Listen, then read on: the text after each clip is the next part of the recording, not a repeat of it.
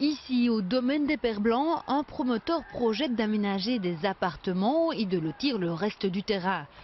Là, le projet, pour l'instant recalé, prévoit de raser la toque d'or et de construire à la place des appartements. Les affichettes fleurissent un peu partout dans Heusies.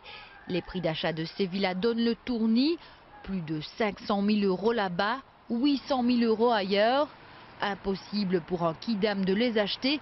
Les promoteurs immobiliers, eux, cherchent à maximiser le nombre d'appartements dans une logique de rentabilité. Face à ce boom immobilier, certains Heusitois se sont regroupés pour préserver leur cadre de vie. On estime que Heusies est un lieu d'habitation très agréable, justement par son environnement et par les habitations qui s'y trouvent.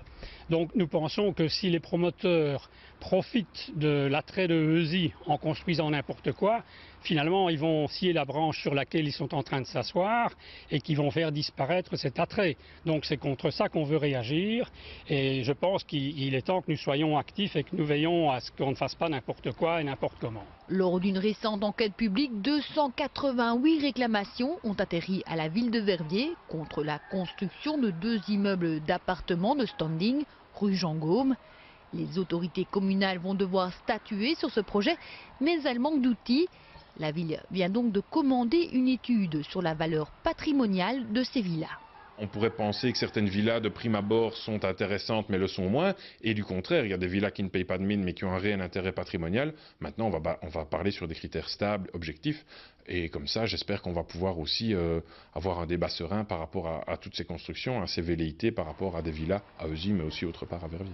Les styles diffèrent, les états de conservation aussi. Certaines demandent des frais démesurés pour être remises à jour. Et il faut aussi composer avec la demande.